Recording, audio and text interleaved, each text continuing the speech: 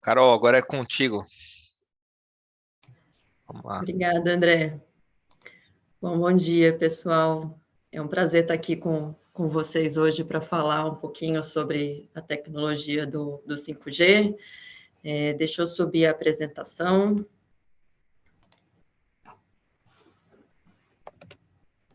Um minuto.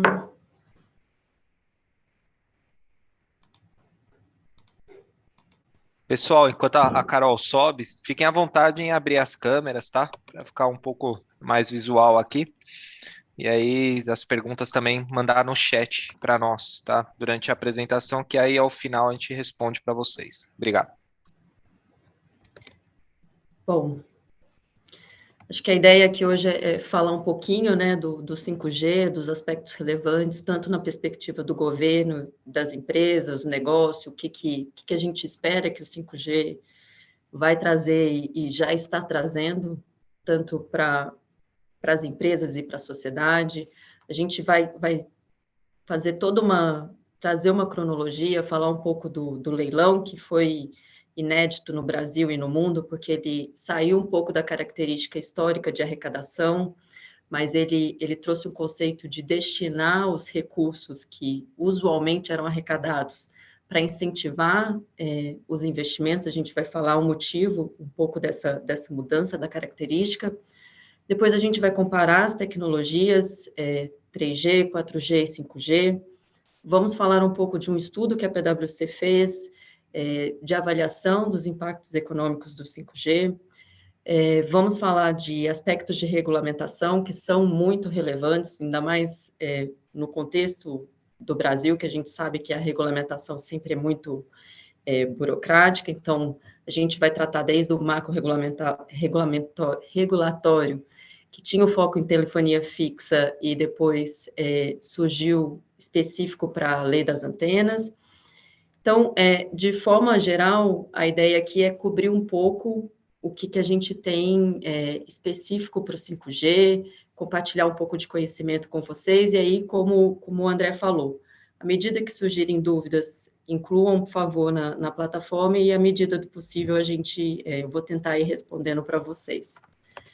Eu acho que o André falou um pouquinho sobre mim. Eu tenho 17 anos de PwC, sou sócia de auditoria, fiquei 2 anos no Canadá, hoje tenho atuação bastante em clientes de telecomunicação, e aí a gente vai passar aí nos próximos minutos falando um pouquinho de 5G.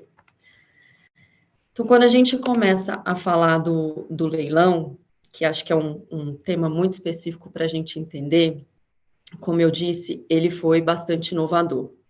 Se a gente pensar em 5G, tem uma necessidade de infraestrutura para a implementação do 5G, um alto nível de investimento muito grande. Então, o que o regulador e o governo pensaram? Se a gente pegar parte do valor a ser arrecadado com o leilão e incentivar as operadoras a destinar esse valor para infraestrutura, é muito possível ou é mais fácil levar essa tecnologia a regiões remotas, como, por exemplo, a região amazônica, rodovias, campos, escolas públicas. Então, foi pensado uma estrutura, um conceito social para o projeto de implantação do 5G também. Então, dos 47 bilhões arrecadados no leilão do 5G, 42 bilhões foram destinados para essa infraestrutura, as operadoras ficariam ou destinariam esse recurso para a infraestrutura, e aí a gente está falando de antenas, torres e diversos outros investimentos. 4,8 bilhões ficaram para o governo federal, do total de 47. Foram 11 empresas que arremataram os 47 lotes, e aí, dessas 11 empresas, 6 empresas são novas empresas, o que a gente fala que traz um benefício de maior concorrência natural entre os participantes. Essas 6 empresas, elas não arrecadaram as mesmas faixas, e aí a gente vai falar um pouquinho das faixas de frequência na sequência, mas ainda assim, mesmo elas não tendo arrematado as mesmas faixas, entende-se que elas vão gerar uma concorrência natural. o que é benéfico para o processo como um todo. E de todos os lotes que foram colocados à disposição, foram 85% dos lotes vendidos, o que, de novo, considera-se que foi um leilão de grande sucesso. Quando a gente fala das frequências, foram 4 faixas de frequências ofertadas: 700 MHz, 2.3 GHz, 3.5 e 26 GHz. Para a gente entender como é a escolha, qual a frequência que é utilizada, qual é a frequência que cada uma das empresas, das operadoras, arremataria, é preciso entender o uso, a necessidade de cada uma delas. Então, quanto menor a frequência, maior a capacidade de propagação. Por outro lado, menor a sua velocidade. Da mesma forma, quanto maior a frequência, maior a velocidade, mas menor a sua capacidade de propagação, menor a sua capacidade de romper barreiras e, ao mesmo tempo, maior a necessidade de investimento. Por quê? Porque eu preciso ter torres mais próximas para que eu faça a distribuição dos sinais de forma mais contínua. Então, quando a gente fala que eu uso uma frequência menor, como 700 MHz, eu uso para um propósito de regiões mais remotas, em que eu não posso ter um investimento tão alto, ou que eu uso para áreas mais, regiões maiores, como campos, rodovias. Por outro lado, frequências maiores, como a de 26 GHz, eu uso para propósitos em que eu preciso de uma velocidade muito maior, que eu tenho uma disponibilidade de investimentos maiores, como, por exemplo, veículos autônomos, que eu tenho uma capacidade de investimento maior, B2B, agro, health, e que eu preciso de uma velocidade maior, que eu preciso de uma exatidão. A gente vai falar um pouquinho mais dos pilares do 5G e o que significa todas essas características à frente, mas, de forma geral, essas são as principais características que diferenciam as frequências. Então, falando aqui, a gente falou da menor e da maior. E o que seriam as outras duas, 2.3 e 3.5? Elas seriam o equilíbrio. Elas seriam dizer, bom, eu falei dos extremos, a 2.3 e a 3.5, elas têm características boas, elas têm investimentos razoáveis, boa penetração, porque elas têm capacidade de penetrar entre as paredes, árvores, o que não acontece, como eu falei, na faixa de 26 GHz, e ela tem uma boa velocidade com um custo, né, um custo-benefício ideal. Então, de forma geral, elas são as duas faixas que são mais utilizadas. Então, tentando de novo traduzir em termos práticos a utilização ou a escolha que as operadoras fizeram quando elas foram, no momento do leilão, escolher qual faixa de frequência elas teriam que escolher. Então, nas áreas remotas, onde há uma menor densidade, que é possível trabalhar com uma frequência mais baixa, com uma infraestrutura menor e mais barata, mas uma possibilidade de propagação boa, uma velocidade menor, seria mais adequado 700 MHz. No caso oposto, em que eu preciso de uma velocidade maior, precisão, áreas menores em que eu tenho uma menor quantidade de barreiras, eu posso utilizar ou eu devo utilizar a de 26. Então, isso foram todas as considerações que as operadoras tiveram que fazer no momento da escolha das frequências, antes, né, da definição das frequências no leilão, para a definição de qual frequência elas aplicariam. É importante a gente sempre considerar que isso aqui a gente está discutindo o contexto das redes públicas. O cenário das redes privativas, ele é completamente diferente. Por quê? Porque ele é uma rede que ela é discutida ou ela é constituída para um propósito particular. Ela é constituída para um atendimento às necessidades específicas de um determinado grupo de pessoas ou empresas. E Então, é uma análise separada. Toda a nossa discussão aqui, de forma geral, a gente vai discutir o contexto de redes públicas, tá? Bom, na sequência, o que o regulador falou? Falou assim, bom, agora a gente precisa definir um cronograma para a implementação do 5G. A primeira etapa da implementação do 5G seria a limpagem, a limpeza das frequências. Por quê? Porque em algumas dessas frequências tinha outras tecnologias utilizando a mesma frequência, como, por exemplo, as antenas parabólicas. Então, a responsabilidade de limpeza dessas frequências ficou com o regulador e foi definido um cronograma para a limpeza dessas faixas. Então, foi estabelecido que as capitais, a limpeza aconteceria até dezembro de 2022, o que aconteceu.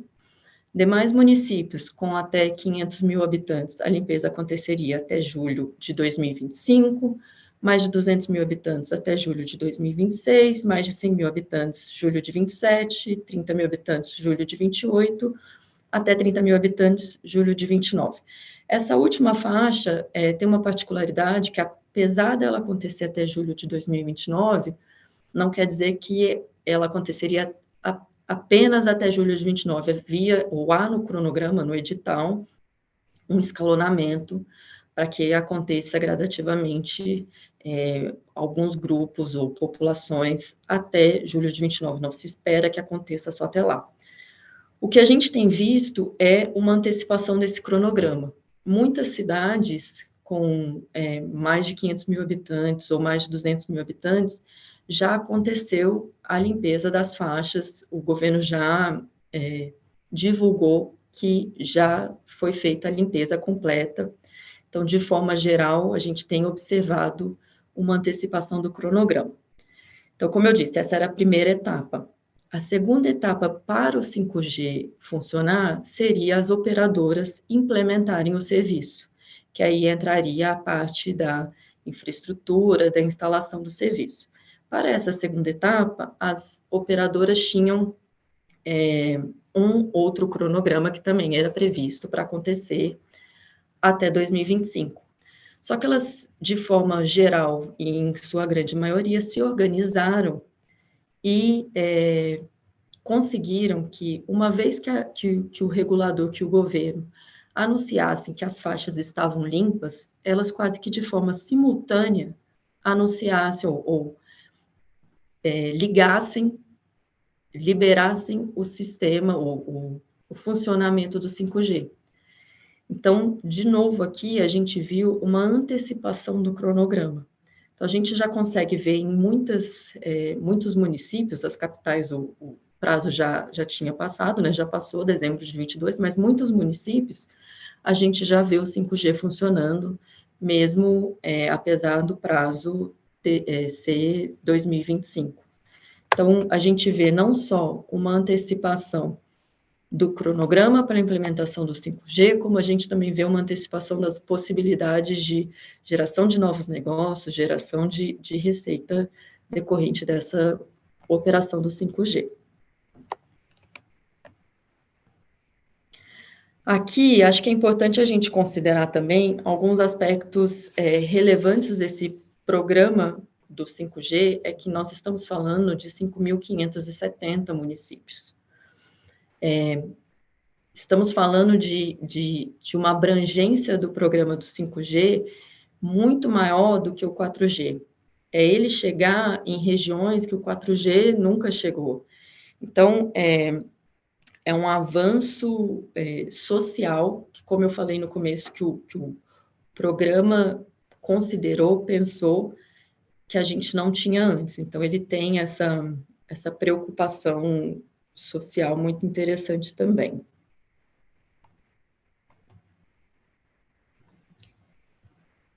Bom, falando aqui um pouquinho de evolução de tecnologia de dados, né? A gente tem aqui a passagem com o 3G, ele marcou a migração de voz para dados, e sendo o 4G um avanço da tecnologia.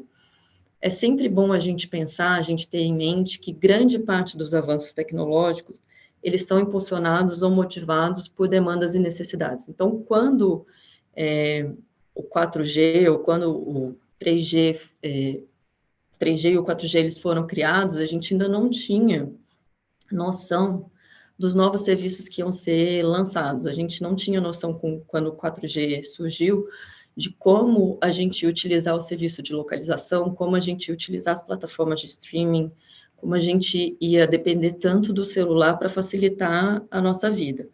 Então, apesar da gente, em alguns momentos, ou já ter mapeado os benefícios, as expectativas de novos serviços que vão surgir com a implementação do 5G, é muito difícil a gente falar que a gente já tem certeza de todas as oportunidades de negócio que vão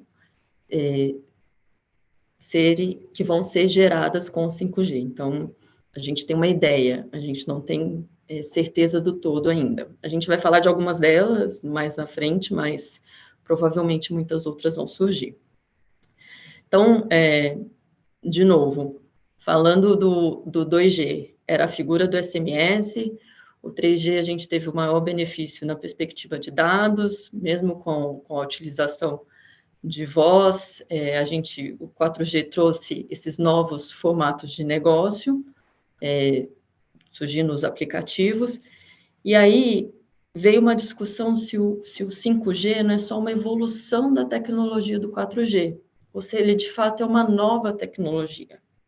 A gente vai falar um pouquinho mais à frente e vai conseguir ver, acho que vai ficar mais fácil de perceber, que o 5G ele é uma outra tecnologia, com um nível de disrupção muito maior quando comparado com as tecnologias anteriores. A gente vai passar pelos pilares, a gente vai conseguir ver o que se espera de novos negócios do 5G, mas vai ficar cada vez mais claro ou mais fácil de visualizar que ele é, de fato, uma nova tecnologia, principalmente com os benefícios que ele vai trazer e com a mudança que ele vai proporcionar. Então, falando aqui um pouquinho, só em resumo, são 3 pilares, né, como a gente pode ver aqui nesse slide: velocidade máxima, latência e conexões simultâneas ou densidade. Falando um pouquinho do primeiro pilar, a gente tem no 4G até 300 megabits por segundo, no 5G standalone a gente tem um potencial de até 10 gigabits por segundo. Por que a gente fala potencial? Porque esse 10 gigabits por segundo foi algo que foi medido em laboratório.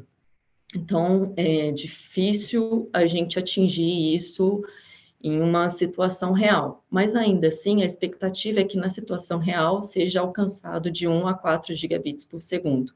O que, quando comparado com os 300 megabits por segundo do 4G, já é bem mais alto.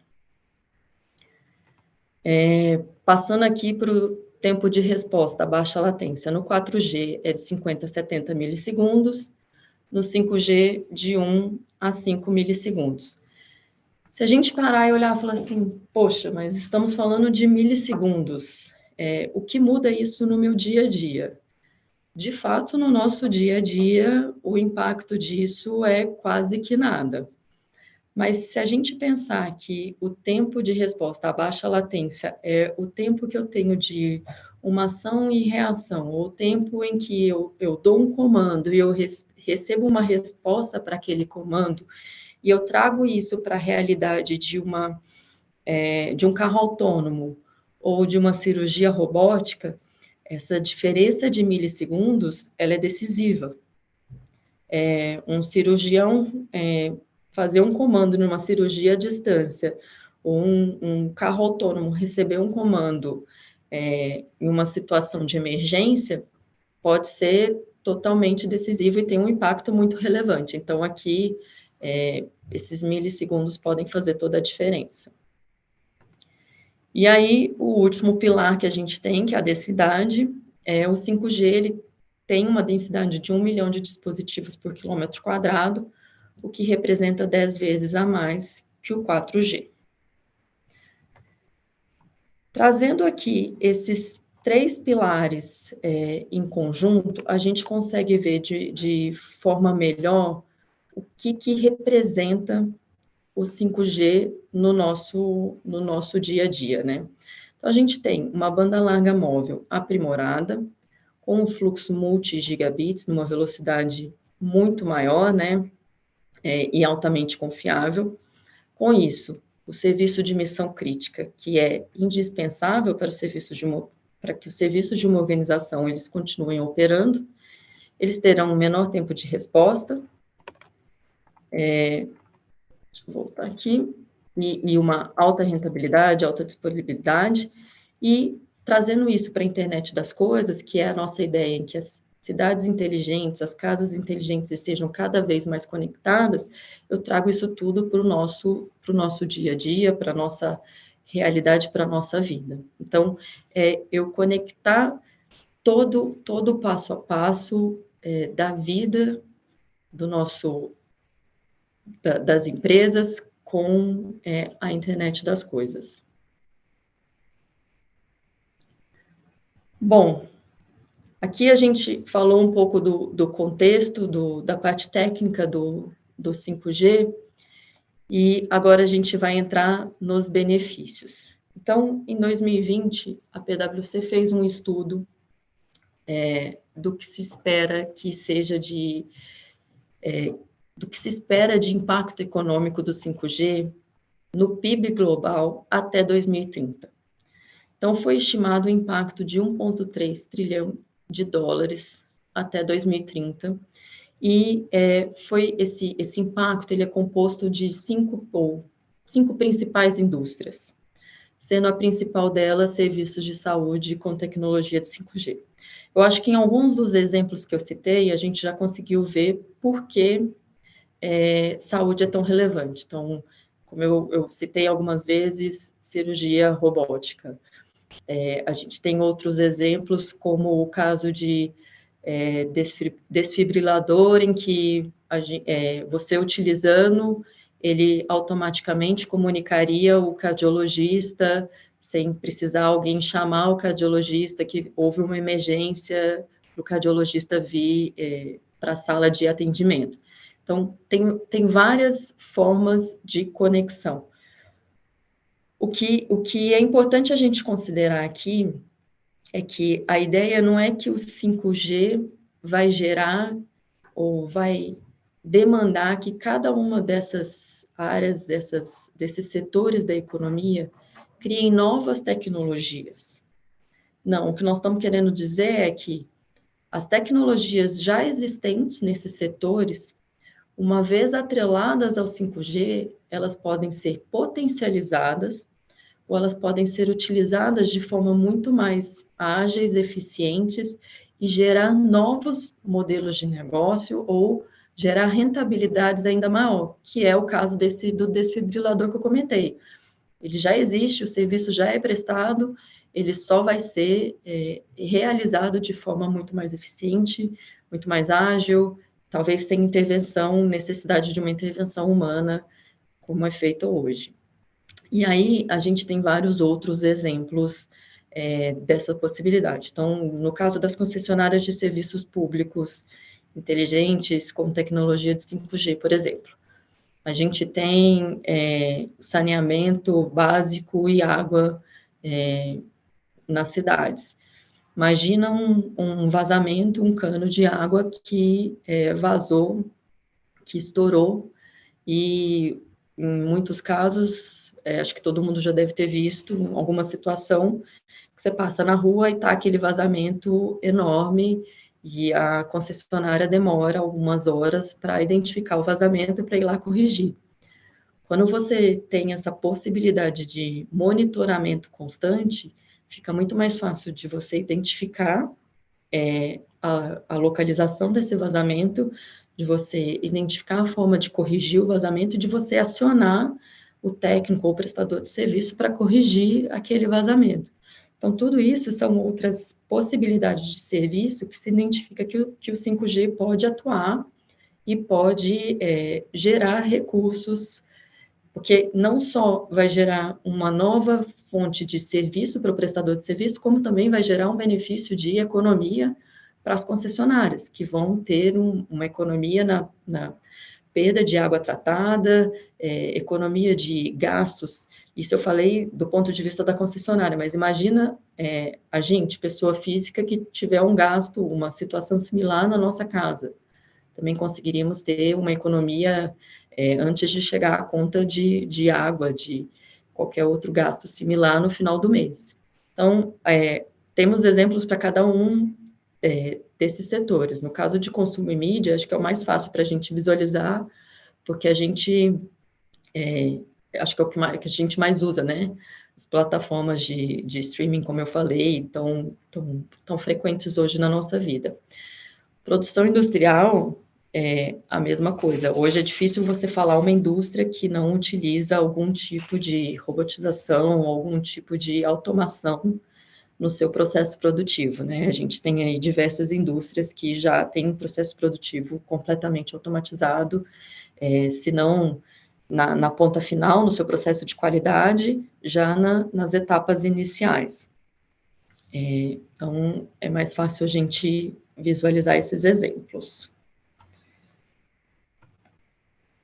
Acho que passando aqui para a regulamentação, que é uma outra etapa muito relevante que a gente tem aí no processo do 5G, a gente começa falando da Lei Geral de Telecomunicações, que é uma lei bem antiga, 1997, que ela surgiu logo no processo de privatização da Telebrás, em que as empresas privatizadas passaram a atuar no ramo de telefonia para garantir a continuidade e qualidade e confiabilidade dos serviços.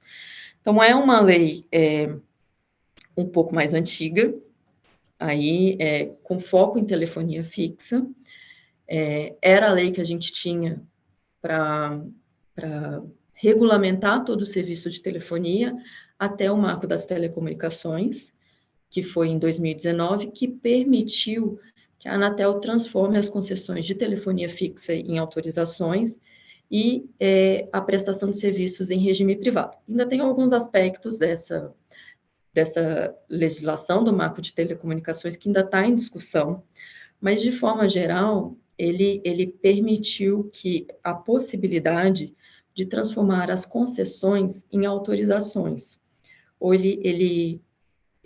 que ele está sendo discutido é uma maior autonomia das operadoras de fazer investimentos em regiões ou em cidades em que ela acha que vale mais ou que faz mais sentido fazer esses investimentos. Lembrando que a questão da concessão, as operadoras elas ficam muito restritas ou condicionadas a seguir o regulamento da concessão e direcionar os investimentos conforme o que está estabelecido na concessão. Então, esse marco das telecomunicações, de uma forma geral, ele tende a trazer uma maior agilidade no processo, uma maior flexibilidade, e com isso, tornar o processo um pouco mais ágil, efetivo e uma evolução maior para a prestação de serviço.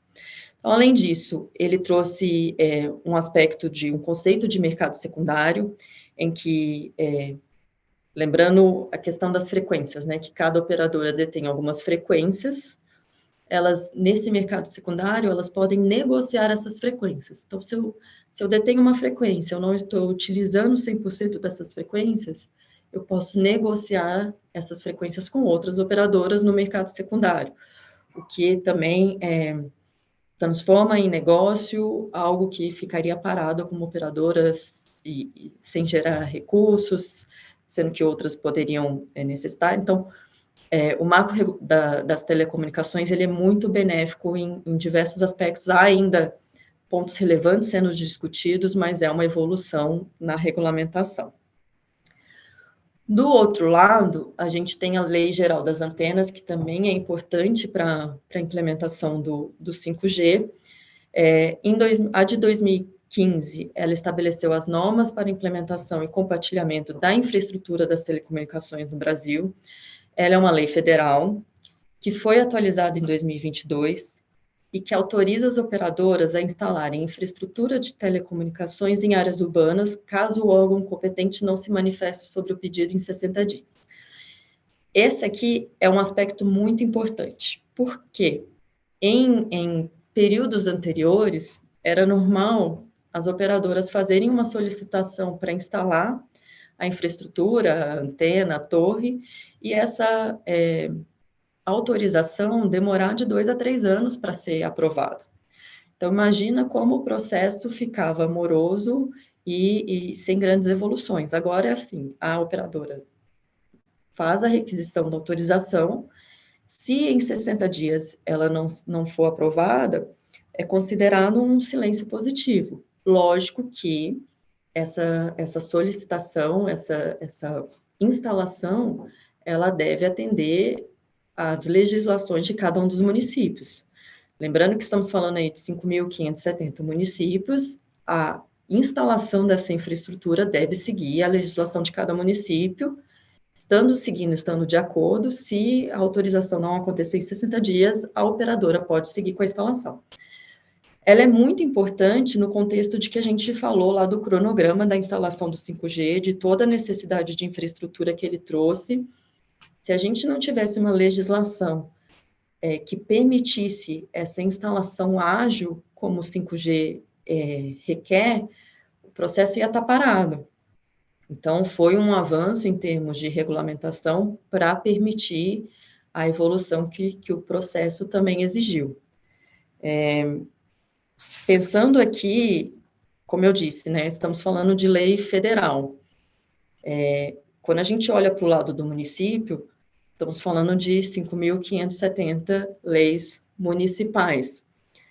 A ideia é que cada município atualize sua legislação municipal para que ela já esteja adequada com a lei, reflita, né, as atualizações que a Lei Geral das Antenas trouxe, para que a lei municipal esteja alinhada com essa nova lei federal. Mas ainda tem muitos municípios que não fizeram essas atualizações. Um número aí de abril de 2023, dos 5.570 municípios, apenas 302 municípios modernizaram a sua legislação. Estamos falando de menos de 10% dos municípios. São municípios que representam 39% da população brasileira, mas são menos de 10 municípios. Esses dados são conforme a Associação Brasileira de Infraestrutura, mas ainda tem um longo caminho pela frente. Há uma discussão que grande parte desses municípios entendem que essa mudança ela poderia fornecer alguns aspectos arrecadatórios. Então, tem uma discussão aí por trás disso, que tende a atrasar o processo de atualização das legislações, o que é ruim, não deveria acontecer, mas a gente precisa continuar acompanhando e ver o que vai acontecer. Só a título de referência, a última informação que a gente tinha era em novembro, mais ou menos, de 2022, o número era de 200 municípios, 224. Então, em 6 meses, 80 municípios atualizaram a sua legislação. É um número pequeno para um prazo relativamente grande.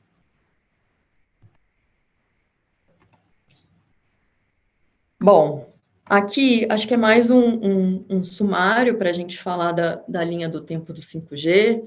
A gente falou, o processo começou em 2019, a gente tem banda larga móvel elevada, com acesso ao Wi-Fi permanente, a velocidade de 1 a 10 gigabits e latência de menos de 20 milissegundos. Aqui, o que a gente consegue perceber é que o foco era na alta densidade urbana, ou seja, eram nos grandes centros. Depois a gente vai passar evoluindo para caixas eletrônicos inteligentes, casas inteligentes, a gente vai sempre vendo uma maior agregação de novos serviços, de maior automatização dos serviços e, ao mesmo tempo, inclusão de áreas com menor densidade urbana, áreas mais remotas. A gente tem aqui a segurança e precisão, maior segurança e precisão nas informações, ao mesmo tempo que a gente tem a redução nas latências, 5 milissegundos, menos de 1 milissegundos, e essa é a expectativa do da implementação do 5G até 2025, em que vai ter um atingimento da internet das coisas de forma consolidada entre cidades, agriculturas inteligentes.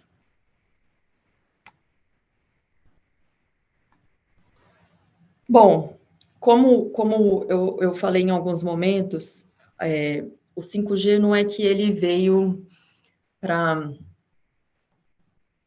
construir novas tecnologias nos setores, as tecnologias dos setores elas já são existentes, da mesma forma que a internet das coisas já existem, a realidade aumentada já existe, edge computing, mas todas essas ferramentas, uma vez que se adiciona ao 5G, da mesma forma que as tecnologias dos setores, uma vez que se adiciona ao 5G, há uma potencialização dos benefícios. Então, o 5G, ele vai trazer novos formatos e modelos de negócios, com fortalecimento de uso de redes privadas com novas funcionalidades, novos casos de internet das coisas industrial. E a ideia do 5G é, de novo, uma disruptura na forma como a gente já fazia, ele permitir novos negócios, ele permitir modificar o que já era feito e trazer uma visão, uma forma de fazer as coisas de forma bem diferente. E aí aqui a ideia é ressaltar que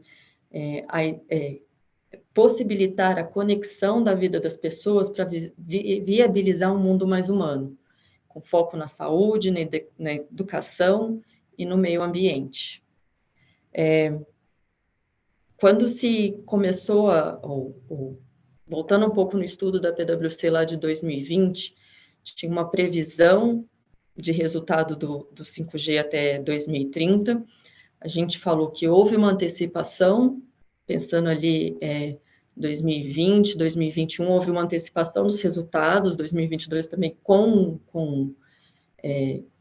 focando no Brasil com antecipação do cronograma, tanto pelo regulador como pelas operadoras, o que antecipou um pouco o resultado que foi gerado e talvez a geração de alguns novos negócios. O que a gente tem visto, apesar disso, é que ainda não houve a conversão de forma muito representativa de outros novos negócios, como se esperava quando foi idealizado o 5G, ou quando foi pensado o 5G.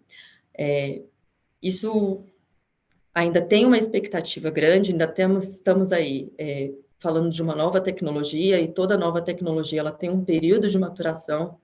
Se a gente pensar que o 5G, voltando aqui no cronograma, a gente fala de 2019 a 2025, no Brasil ele foi implementado, ou começou a ser implementado em 2022. Então, a gente tem aí 1 ano de 5G.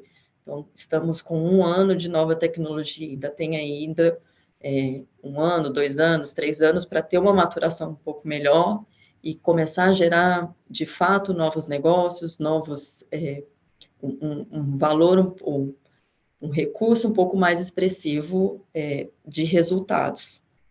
Então, não temos resultados concretos, mas ainda está no período de maturação da nova tecnologia e as expectativas continuam muito positivas.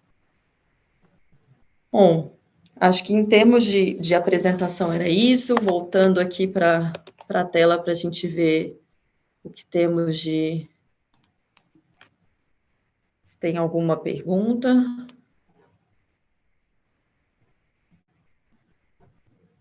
Oi, Carol. Veio uma pergunta aqui do Ricardo.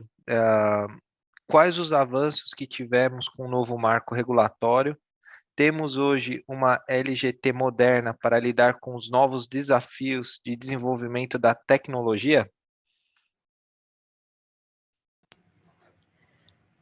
Tivemos bons avanços com o novo marco regulatório.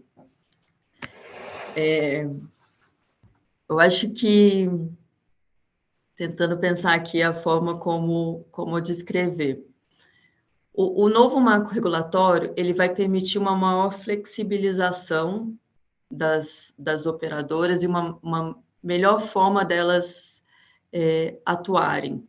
Antes, como eu falei, era um modelo muito não rígido ou engessado, um modelo muito estruturado em que tinha que direcionar muitos recursos à forma da concessão, né?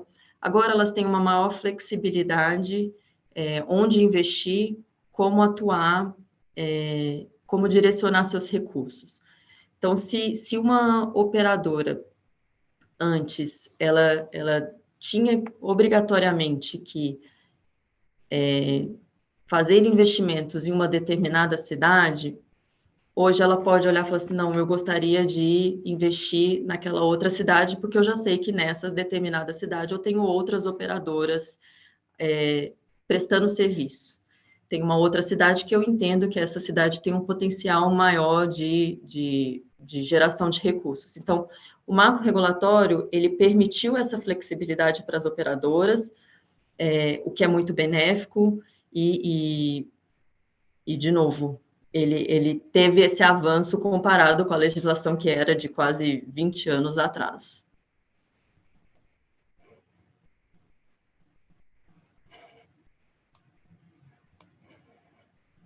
Acho que você está no mudo, André. Obrigado. Muito bem. O Flávio ou o Bárbara, tem mais alguma pergunta que tenha recebido aí no chat? Não, André, aqui no chat não. Se alguém quiser fazer alguma, até através mesmo do seu microfone, da sua tela, fique à vontade.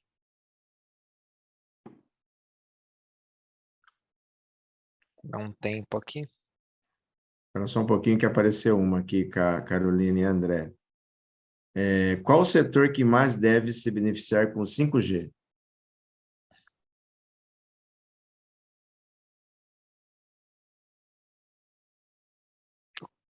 Carol, acho que agora é você que está no mudo. Desculpa. Bom, voltando aqui até no nosso estudo, e acho que é o que acaba sendo mais fácil de citar como exemplo, a expectativa é que o setor que mais se beneficie é o setor de saúde, que era lá do 1,3 trilhão que o estudo da PwC de 2020 falava, 500 bilhões são da saúde.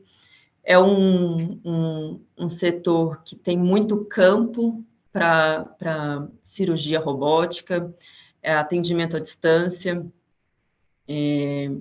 A gente fala muito de acompanhamento do paciente real time. Então, tem aqueles pacientes que fazem cirurgias cardíacas ou tem algum tratamento mais específico, que precisam de um monitoramento constante.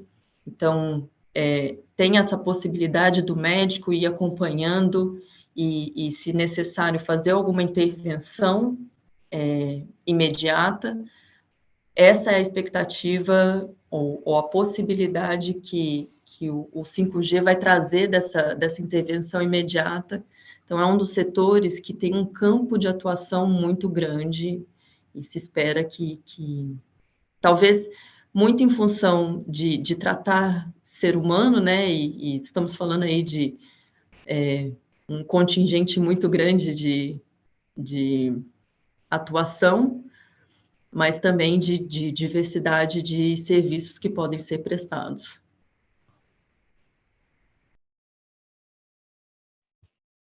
Ok, deixa eu ver se tem mais alguma pergunta aqui, senão vamos caminhar para o final. Acho que não tem mais nada, né, Flávio e Bárbara? Olhando aqui, acho que eu não perdi nada. Não, veio mais uma pergunta Veio mais agora. uma, André. Isso. Isso. Vamos lá, Carol, aqui a pergunta é, o setor... E chegou mais uma, peraí, são duas agora. O setor de saúde não pode usar a conexão de fibra? Já do paciente em real time, se for na casa, pode usar fibra também? Por que focam o 5G nessa área? Dependendo dos hospitais, tem paredes imensas que cortam qualquer tipo de sinal. Aqui eu acho que é mais aí do setor, mas vamos lá, pode falar, Carol. Pode usar a fibra, sim. É que a fibra, que não é que um concorre com o outro, né? A fibra é um outro tipo de conexão, e é importante a gente ter em mente que, como eu falei, um não concorre com o outro, e a existência do 5G não significa que a fibra vai deixar de existir ou vice-versa. É que são propósitos complementares. A fibra você utiliza em determinada localização. E além do fato de que a instalação da fibra é uma instalação muito mais, um investimento muito mais alto do que o investimento do 5G. A fibra, você tem que ter uma instalação, você tem que passar a fibra, você tem que ter instalação para levar a fibra até aquele determinado local, por exemplo, a casa da pessoa, fazer toda a instalação do modem e instalar a fibra. O 5G não, você faz a propagação por frequência. E você pode ter o 5G sem estar em determinado local. Então, por isso que eles são complementares. A fibra você tem que estar naquele local em que você tem a instalação da fibra. Muito bem. E aí tem uma outra pergunta que fala, a TI Analítica pergunta, além da robótica, da automatização das indústrias, existe uma melhoria que o 5G pode agregar em empresas, laboratoriais, analítico? Existe uma visão que não seja diretamente ligada na reprodução de mídia que conhecemos hoje? Tem um foco aí bem de IoT, né, que estava falando mais para o final, além da automatização, né, automação das indústrias, conexão entre o IoT, etc., algo mais laboratorial aqui que a gente tem visto, né? Tem algo que seja além de reprodução de mídias e uso que a gente tem hoje, por exemplo, para assistir em qualquer lugar, ou então reproduzir vídeos e etc.? Eu acho que, de forma geral, a tecnologia ela deixou de ser um limitador, né? Então, ela é muito mais um facilitador e um proporcionador do que um limitador. A forma como a gente vai utilizá-la e aplicá-la no nosso dia a dia, a gente vai descobrir à medida que ela for sendo adotada. Como eu falei, né? A gente tem uma ideia do que a gente vai utilizar o 5G. Os novos desenvolvimentos e caminhos a gente vai descobrir à medida que a gente for, que as demandas, que as necessidades forem surgindo. Acho que de forma geral é isso. Não sei se eu respondi a pergunta, mas acho que seria isso. Boa. E, Carol, mais uma pergunta que chegou aqui acho que é Michel Martins. Ele faz uma consideração aqui sobre o 4G, né, que não é realmente em algumas localidades não chega a ser um 4G real, é um 3G mais aqui que ele coloca, e realmente a gente consegue ver isso em algumas regiões mais remotas aí do Brasil. Você acredita que agora, com essa nova tecnologia, realmente o 5G vai atender demais regiões do interior de uma maneira equalitária, se a gente pode dizer, né? Vai ser um serviço dado de maneira igual, tanto numa grande capital como no interior e regiões remotas onde nunca teve um 4G, por exemplo? Então, eu acho que os investimentos eles estão sendo feitos para isso. O regulador ele se organizou, ele estabeleceu cronogramas e regulamento e um edital para que isso ocorra. Talvez a velocidade que isso acontece na capital ele é um pouco mais acelerada do que nos menores centros. E o próprio cronograma ele já mostra isso. Então, o 5G que a gente tem hoje na capital, a gente ainda não vê nos menores centros por causa do próprio cronograma de implementação. Mas falar que o 5G que a gente vai ver, uma vez que tudo já estiver implementado na capital, ele deveria ser diferente dos menores centros, acho que não tem justificativa inicial para isso. É importante a gente considerar também que, de forma geral, não é só o funcionamento da tecnologia, ela não depende só da implementação do sistema, do funcionamento das operadoras, né? Ele depende de diversos fatores, do sistema, do serviço das operadoras, dos devices que os consumidores utilizam. Então, são vários fatores aqui que a gente precisa considerar. Muito bom.